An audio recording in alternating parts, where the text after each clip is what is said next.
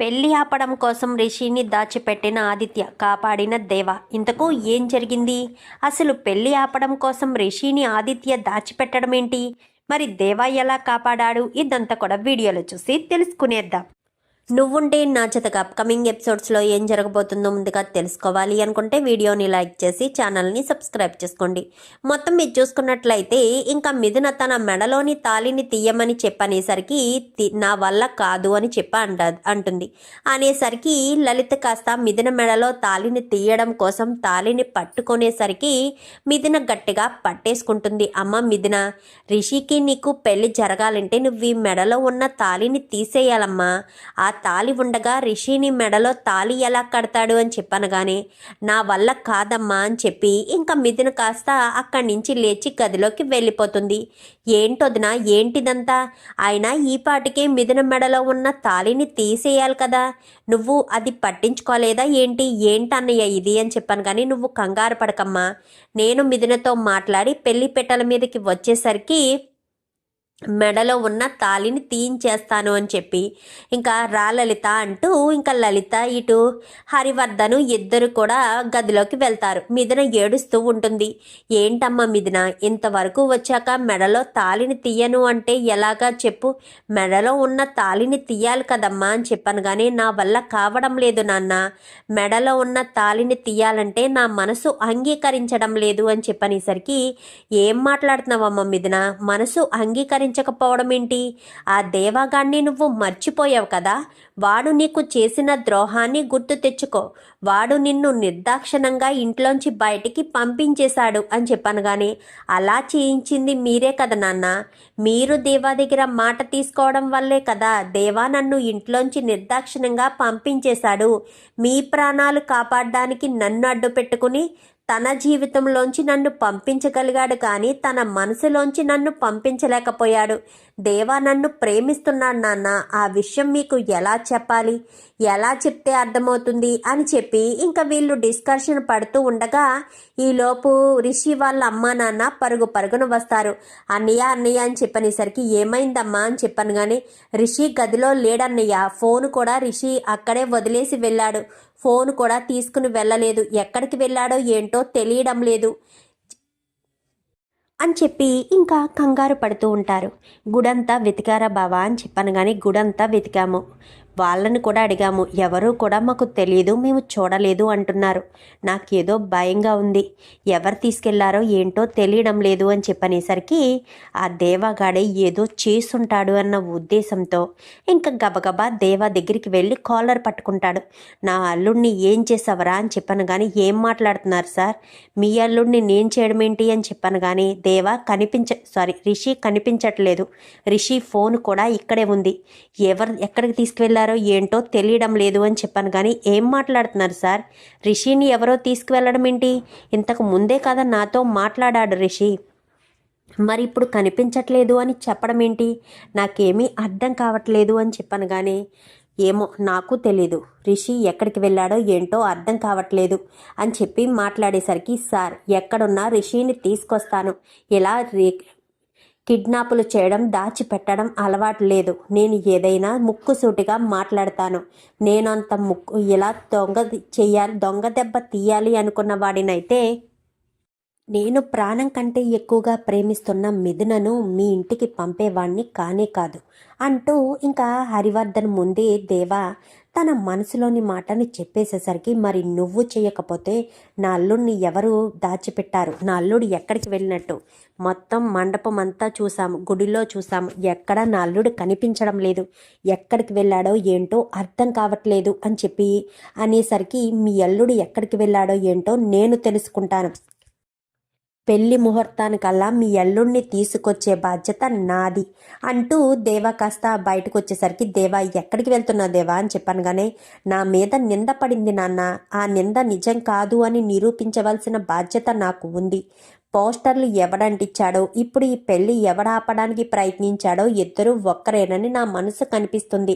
వాణ్ణి పట్టుకుని ఆయన కాళ్ళ దగ్గర పడేసి నీ కొడుకు ఏ తప్పు చెయ్యలేదు అని నిరూపించుకుంటాను అంటూ దేవ కాస్త గబగబా వచ్చేసి మచ్చా ఎక్కడా కనిపించట్లేదు మచ్చా అని చెప్పాను. కానీ వెంటనే సీసీ ఫుటేజ్ల దగ్గర చెక్ చేద్దాం పదండి అనేసరికి సీసీ ఫుటేజ్ దగ్గర చెక్ చేస్తారు. చెక్ చేసేసరికి ఇంకా రిషి రూమ్ ఇదే కదా అని చెప్పాను. కానీ రిషి రూమ్లోకి ఆదిత్య వెళ్ళడం కనిపిస్తుంది.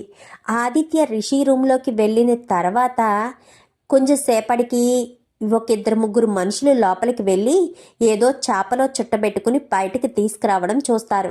ఏంటి మచ్చా, వాళ్ళు మామూలుగానే వెళ్ళారు కదా, మరి చాపలో ఏదో చుట్టబెట్టుకుని వచ్చారు, అక్కడ రిషి చెయ్యుంది చూడు మచ్చా అని చెప్పి పొట్టోడు చెప్పుకున్నాడు కదా చెప్తాడు. చెప్పేసేసరికి అంటే దీని వెనక ఉన్నది ఆదిత్యనా? అయితే ఆ రోజు నిన్ను షూట్ చేసింది కూడా ఆదిత్యనేనా మచ్చా? బహుశా ఆదిత్యనే ఇదంతా చేసుంటాడు మచ్చా అని చెప్పనేసరికి అయితే ఆదిత్యనే రిషిని బంధించాడు, ఆదిత్య ఇదంతా చేస్తున్నాడు మచ్చా అని చెప్పి ఇంకా అనుకునేసరికి మరి ఇప్పుడు ఆదిత్య ఎక్కడున్నాడో ఎలా తెలుసుకోవాలి అనగానే దానికి ఒకరు ఖచ్చితంగా నాకు సహాయం చేస్తారు అని చెప్పి వెంటనే దేవ బయటికి వచ్చి పోలీస్ మేడంకి కాల్ చేస్తాడు. చెప్పుదేవా అని చెప్పనేసరికి మేడం నాకు ఒక హెల్ప్ చేయాలి అని చెప్పాను. కానీ చెప్పుదేవా ఏంటా హెల్ప్, చాలా రోజుల తర్వాత గుర్తొచ్చాను, మిథున ఏం చేస్తుంది అనగానే అదొక పెద్ద కథ మేడం అని చెప్పనేసరికి ఏమైంది రిషి, ఏం జరిగింది అని చెప్పాను. కానీ ఏం జరిగిందా చెప్పమంటారా మేడం అంటూ మొత్తం విషయం అంతా చెప్పుకొస్తాడు. చెప్పుకొచ్చేసరికి ఏంటి దేవా, మిథున అంటే నీకు ప్రాణం కదా, మరి అలాంటిది మిథునను నువ్వు వదులుకోవడం ఏంటి దేవా అని చెప్పాను. కానీ అదంతా నా తలరాత, ఇప్పుడు మిథునను ఎవరో తీసుకువెళ్ళారు, మిథునకు కాబోయే భర్తను ఎవరో తీసుకువెళ్లారు, ఆ వ్యక్తిని కూడా నేనే దాచిపెట్టాను అంటూ హరివర్ధన్ గారు నా మీద నింద వేశారు. ఆ నింద నిజం కాదు అని నిరూపించుకోవాలంటే మీ సహాయం నాకు అవసరం మేడం అని చెప్పనేసరికి ఏం సహాయం చేయాలి చెప్పుదేవా, చేస్తాను అనగానే మేడం నేను ఒక ఫోన్ నెంబర్ ఇస్తాను, ఆ నెంబర్ ఏ లొకేషన్లో ఉందో కొంచెం చెప్పగలరా అని చెప్పాను. కానీ ఏ దేవా అతని మీద అనుమానమా అని చెప్పాను. కానీ అనుమానం కాదు మేడం, కన్ఫర్మ్, సీసీ ఫుటేజ్లో తనే రిషిని తీసుకువెళ్ళినట్టు క్లియర్గా కనిపిస్తుంది. కానీ ఇప్పుడు తను ఎక్కడున్నాడో తెలియదు కదా, రిషి ఫోన్ కూడా రూమ్లోనే ఉంది. సో అందుకని రిషిని తీసుకురావాలి అంటే ఖచ్చితంగా నేను వెళ్ళి రిషిని కాపాడి తీసుకురావాలి అని చెప్పనేసరికి సరే నెంబర్ పంపించు అనగానే నెంబర్ పంపిస్తాడు. నెంబర్ పంపించేసరికి ఆ నెంబర్ ఏ లొకేషన్లో ఉందో ఏ ఏరియాలో ఉందో క్లియర్గా చెప్పాలి అనగానే సరే మేడం కొంచెం టైం పడుతుంది, ఒక్క 10 నిమిషాల్లో చెప్తాను అనగానే ఓకే అని చెప్పి ఇంకా వెయిట్ చేస్తుంది. వెయిట్ చేసేసరికి ఇంక ఇక్కడ దేవ బళ్ళు వేసుకొని బయలుదేరతాడు. ఇంకక్కడ కంగారు పడిపోతూ ఉంటుంది. మిథున ఏంటి, రిషిని ఎవరు తీసుకువెళ్లారు, పోస్టర్లు అంటించిన వాళ్ళే రిషిని తీసుకువెళ్ళుంటారా, అసలు నా పెళ్లి ఆపడానికి ప్రయత్నం చేసేది ఎవరు చేయాలనుకుంటున్నారు అని చెప్పి అనుకుంటూ ఉండగానే మిథున బయటకు వచ్చేసరికి త్రిపుర ఫోన్ మాట్లాడుతూ ఉంటుంది. ఏంటిరా ఏం చేసావు, ఇక్కడ రిషి కనిపించట్లేదంట అని చెప్పాను. కానీ రిషిని తీసుకువెళ్ళింది నేనే అక్క అని చెప్పనేసరికి ఏంట్రా ఏం మాట్లాడుతున్నావు, రిషిని నువ్వే తీసుకువెళ్ళావా అని చెప్పాను. కానీ అవునక్క, పోస్టర్లు వేశాను, పెళ్ళి ఆగలేదు, ఇంకా రిషిని దాచిపెట్టవలసిన పరిస్థితి వచ్చింది అనగానే పెళ్ళి ఆగుతుంది సరేరా, తర్వాత అయినా సరే రిషి మళ్ళీ వచ్చి మిథున మెడలో తాళి కడతాడు కదా అని చెప్పనేసరికి అందుకే ఇక్కడ రిషికి నిజం చెప్పేద్దామనుకుంటున్నాను, నిన్ను తీసుకొచ్చింది నిజం చెప్పడానికి, అక్కడ ఎవరూ నీకు చెప్పరు, నేను చెప్పడం కోసం అన్న విషయం అని నా మీదకి రాకుండా నిజం చెప్పేద్దాము అన్న ఉద్దేశంతోనే తీసుకొచ్చానక్క అని చెప్పనేసరికి ఏంట్రా ఏంటి నువ్వు అనేది అని చెప్పాను. కానీ అవును అని చెప్పాను. కానీ అవునా ఏంటి అని చెప్పనేసరికి మిథున దేవ భార్య భర్తలు అన్న విషయం చెప్పేస్తాను అనేసరికి ఆ మాటలు వింటుంది. మిథున అయితే విని ఫోన్ ఇలా పెట్టి వెనక్కి తిరిగేసరికి వెనకాలే నిలబడి ఉంటుంది. అదేంటి మిథున నువ్వేంటి బయటకు వచ్చావు, రూమ్లో ఉండాలి కదా అని చెప్పాను. కానీ చెంప చెల్లు మనిపిస్తుంది. ఈలోపు హరివర్ధను, లలిత, రాహుల్ ముగ్గురు కూడా వస్తారు. ఏమైంది, ఎందుకు మీ వదిన కొట్టావు అంటూ రాహుల్ అడిగేసరికి వదిన ఇప్పటి వరకు ఎవరితో మాట్లాడిందో తెలుసా అన్నయ్య, ఆదిత్యతో. ఏం మాట్లాడిందో తెలుసా, అప్పుడు నా పెళ్లి పోస్టర్లు వేయించింది ఆదిత్యని, ఇప్పుడు రిషిని దాచిపెట్టింది కూడా ఆదిత్యనే. ఆదిత్య రిషిని ఎందుకు దాచిపెట్టాడో తెలుసా? నాకు దేవాకు పెళ్లి జరిగిందన్న విషయం రిషి ముందు పెట్టడం కోసమే ఆదిత్య రిషిని దాచిపెట్టాడంట అని చెప్పనేసరికి, ఏంటి త్రిపుర ఏం చేస్తున్నావు అని చెప్పాను. కానీ మిథున మీద నా తమ్ముడు ఎన్నో ఆశలు పెంచుకున్నాడు, ఏం చేయమంటారు? పెళ్లి చెయ్యండి అని అడిగితే పెళ్లి చేయడం లేదు కదా, అందుకని ఈ రకంగా పెళ్లి చెడగొట్టడానికి నా తమ్ముడు ప్లాన్ చేశాడు. వాడి ప్రేమను అర్థం చేసుకుని నేను సహాయం చేస్తున్నాననేసరికి రాహుల్ త్రిపుర చెంప పగలకొట్టడంతోనే ఇప్పుడు ఆదిత్య ఎక్కడున్నాడు అనగానే, నాకు తెలియదు మామయ్య అంటూ అక్కడి నుంచి వెళ్ళిపోతుంది. ఇప్పుడు ఆదిత్య ఎక్కడున్నాడో ఏంటో అని చెప్పి అనుకుంటూ ఉండగానే ఇంకా ఈలోపు ఫోన్ పెట్టేసిన తర్వాత ఆదిత్య రిషి దగ్గరికి వెళ్తాడు. హాయ్ రిషి అని చెప్పనగానే, అక్కడ నాకు మిథునకు పెళ్లి జరగాలి, నువ్వెందుకు నన్ను ఇక్కడికి తీసుకొచ్చావు? నువ్వు త్రిపుర అక్క వాళ్ళ తమ్ముడువే కదా అని చెప్పనగానే, అంతేకాదు మిథునను పెళ్లి చేసుకోవాలనుకున్నది కూడా నేను 2 రోజుల్లో మిథున మెడలో తాళి కడదాము అనుకున్న సమయంలో ఆ దేవాగాడు వచ్చి మిథున మెడలో తాళి కట్టేశాడు అని చెప్పనేసరికి, ఏం మాట్లాడుతున్నావు? మిథున మెడలో దేవా తాళి కట్టడం ఏంటి అని చెప్పాను. కానీ హో, నీకు తెలియదు కదా అసలు విషయం. నీకు ఒక షాకింగ్ న్యూస్ చెప్పనా? మిథున మెడలో తాళి కట్టింది ఎవరనుకుంటున్నావు? నీ ప్రాణ స్నేహితుడు దేవ, అంటే నీ ప్రాణ స్నేహితుడు భార్యని నువ్వు పెళ్లి చేసుకోబోతున్నావు. స్నేహితుడు భార్యను ఎవరు భార్యలా చూడాలని అనుకోరేమో, చెల్లెలలా భావిస్తారేమో. మరి నువ్వు ఈ నిజం తెలిసిన తర్వాత కూడా మిథునను పెళ్లి చేసుకోవాలనుకుంటున్నావా అని చెప్పాను. కానీ నువ్వు చెప్పేది నిజమని నేనెందుకు నమ్ముతాను? కావాలనే నువ్వు నన్ను నా ఫ్రెండ్ని దూరం చేయడం కోసం అబద్ధం చెప్తున్నావేమో అని చెప్పనేసరికి, అవునా, ఒరే ఆ పోస్టర్ ఎలా తీసుకురారా అని చెప్పనేసరికి పోస్టర్ తీసుకొస్తారు. నీకు మరొక న్యూస్ చెప్పనా? మిథున దేవ ప్రాణం కంటే ఎక్కువగా ఒకరినొకరు ఇష్టపడుతున్నారు. ఒకరిని విడిచి ఒకరు ఉండలేనంత ఇష్టంగా ఇష్టపడుతున్నారు. మరి అలాంటి వాళ్ళని విడదీసి మరి నువ్వు ఎందుకు పెళ్లి చేసుకోవాలని అనుకుంటున్నావు? ఏంటి నువ్వు అనేది? మిథున దేవ ప్రేమించుకుంటున్నారా అని చెప్పాను. కానీ అవును, మామయ్యే మిథున దేవాలని విడదీశాడు. దేవా ఒక రౌడీవాడని, మిథున తన దగ్గర ఉంటే తన కూతురికి ఎక్కడ ప్రాణ నష్టం కలుగుతుందో అని భయం వేసి మామయ్యే కావాలని మిథున దేవాలని వేరు చేశాడు అంటూ చెప్పేసేసరికి ఒక్కసారిగా ఇంకా రిషి షాక్ అయిపోతాడు. అంటే మిథునకు దేవ అంటే ఇష్టం, దేవాకు మిథున అంటే ఇష్టం, అందుకనేనా వాళ్ళిద్దరూ ఎదురుపడిన ప్రతిసారి ఒకరి కళ్ళల్లో ఒకరు చూసుకునేవారు, ఒకరి మీద ఒకరు ఎంతో ప్రేమను ఆప్యాయతను పంచుకునేవారు అని చెప్పి మాట్లాడేసరికి ఇంకా ఏం మాట్లాడాలో అర్థం కాని పరిస్థితిలో ఇంకా రిషి అయితే అలా సైలెంట్గా ఉండిపోతాడు. ఇంకా ఈ పోలీసు లొకేషన్ గురించి అడిగాడు కదా, మేడం లొకేషన్ అనగానే నీకు 2 minutesలో పంపించేస్తాను దేవా అని చెప్పనేసరికి, దొరికిందా అని చెప్పాను. కానీ దొరికింది మేడం, కరెంట్ లొకేషన్ ఇప్పుడే మీకు సెండ్ చేస్తున్నాను అనగానే, నాకు కాదు దేవా నెంబర్ చెప్తాను, దేవాకు సెండ్ చెయ్యి అనేసరికి సరేనని దేవాకు ఆ లొకేషన్ కాస్త సెండ్ చేస్తాడు. సెండ్ చేయడంతో ఫోన్ చేస్తుంది. ఫోన్ చేసేసరికి, పంపించాను దేవా, ఫోర్స్ని ఏమన్నా పంపించమంటావా అని చెప్పాను. కానీ ఏం వద్దు మేడం, చాలా థ్యాంక్స్ మేడం అని చెప్పి ఇంకా వెంటనే దేవా కాస్త తనతో ఉండే వాళ్ళని తీసుకుని అక్కడికి వెళ్తాడు. అక్కడికి వెళ్ళేసరికి ఇంకా మొత్తం విషయం చెప్పడంతో అక్కడ కూర్చుని బాధపడుతూ ఉంటాడు రిషి అయితే. ఇంకా ఆదిత్య అయితే అలా చూస్తూ ఉంటాడు. ఇంకా వీడిని వదిలేయాలా లేక ఇక్కడే ఉంచాలా? మరి ఇప్పుడు ఏం నిర్ణయం తీసుకోవాలనుకుంటున్నావు రిషి? మిథునను పెళ్లి చేసుకోవాలనా లేక మిథునను అలా వదిలేసి USA వెళ్ళిపోవాలనా అని చెప్పనేసరికి, మిథున నా ప్రాణ స్నేహితుడు భార్య అని తెలిసాక మిథునను నేను ఎలా పెళ్లి చేసుకోగలను, ఏ రకంగా పెళ్లి చేసుకోగలను? మిథున నా ప్రాణ స్నేహితుడి భార్య, అలాంటిది మిథునను నేను పెళ్లి చేసుకోలేను. మిథునను నేను చెల్లెల్లా భావించగలనే తప్ప నా ప్రాణ స్నేహితుడికి అన్యాయం జరగనివ్వను. ఒకరంటే ఒకరికి అంత ప్రాణం ఉన్నప్పుడు వాళ్ళిద్దరినీ కలిపే బాధ్యత నాది అనగానే, అవన్నీ నీకెందుకు బాస్, అవి కలపవలసిన అవసరం నీకే ఉంది. నువ్వు వచ్చావు వెళ్ళడం అంతే, అంతకు మించి నువ్వు ఏ విషయంలోనూ కలగ చేసుకోకుండా ఉంటే మంచిది. లేదంటే మాత్రం చాలా ఇబ్బంది పడాల్సిన పరిస్థితి వస్తుంది అని చెప్పాను. కానీ ఎంత ఇబ్బందినైనా నా దేవా కోసం నేను పడతాను.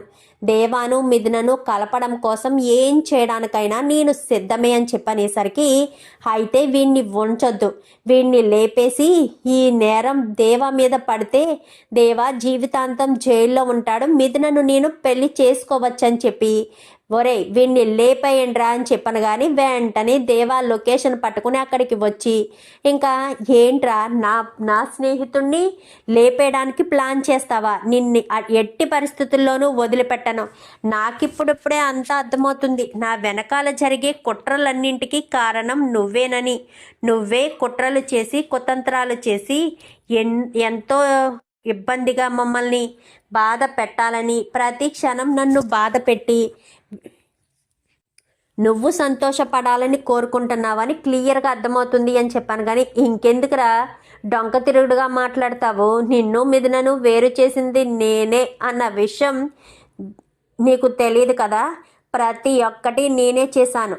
మొట్టమొదట నిన్ను షూట్ చేయడానికి మిథున పుట్టినరోజు పార్టీలో మనిషిని పెడితే వాడు కాస్త మిస్ఫైర్ చేసి మిథునకు తగిలేలా చేశాడు.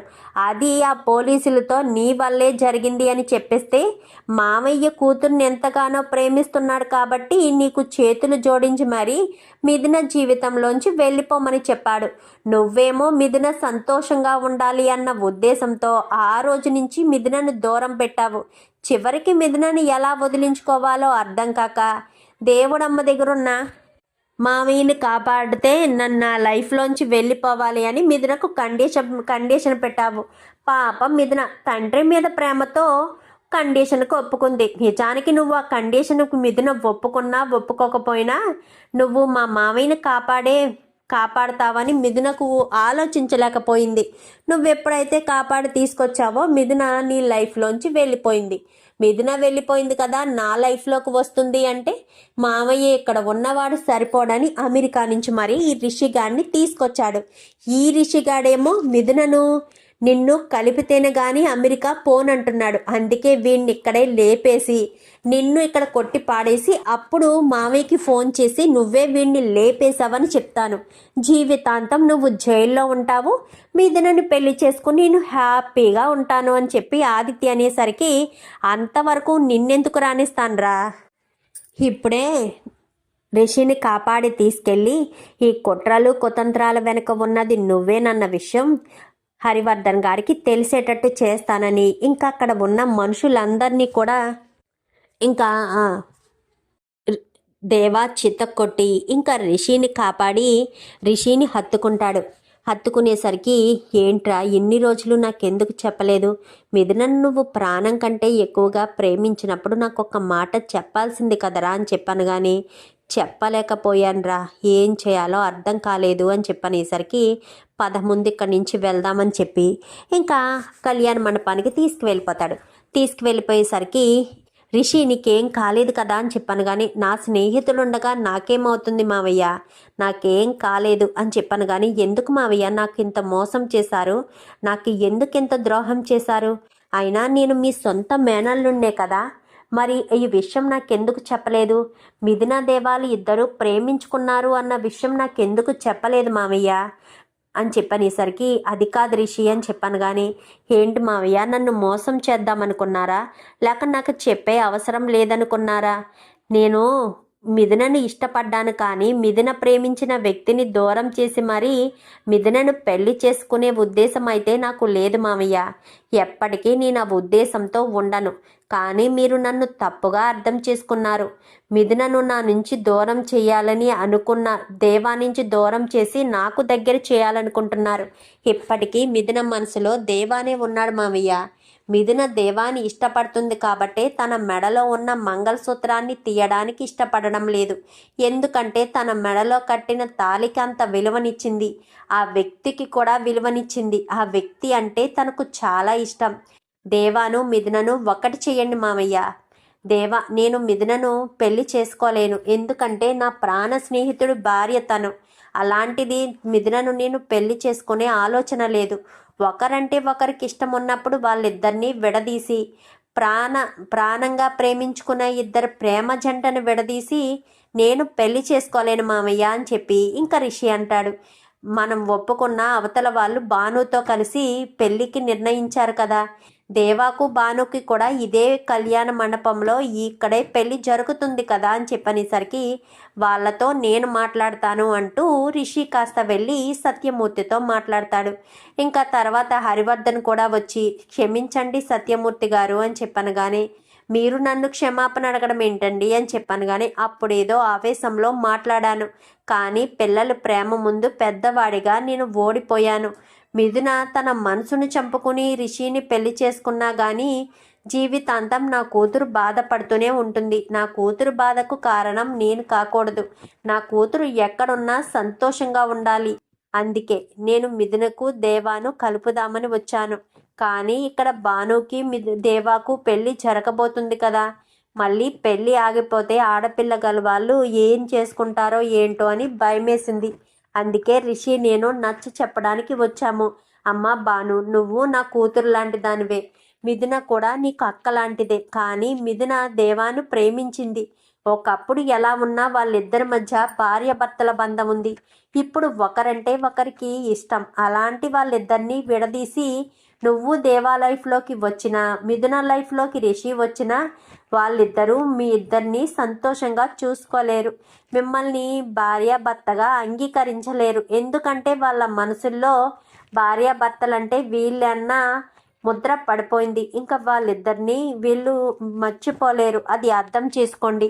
ఎప్పటికైనా కలిసి ఉండాలి, సంతోషంగా ఉండాలి అని మీరు కోరుకుంటే మాత్రం అర్థం చేసుకొని వాళ్ళిద్దరినీ విడదీయకండి అని చెప్పనేసరికి, అది కాదండి, నా కూతురు కూడా రిషిని దేవాని ప్రేమించింది కదా అనగానే, చూడమ్మా, దేవాని ప్రేమించింది సరే, మరి దేవాని కూతుర్ని ప్రేమించలేదు కదా. ఇప్పుడు నీ కూతురు మెడలో దేవా చేత తాళి కట్టించేనే అనుకో, మరి మిథుననే ప్రతి క్షణం గుర్తు చేసుకుని మీ కూతురుతో మాట్లాడకుండా మీ కూతురుతో ఎడమొఖం పెడమొఖంగా ఉంటే మీకు సంతోషమేనా? అంటే దేవా తన భర్తగా తన పక్కనుంటే చాలు, కానీ మీ కూతురు మనసులో దేవా ఉన్నట్టుగా దేవా మనసులో మీ కూతురు ఉండనవసరం లేదు. అంతేనా మీకు కావాల్సింది?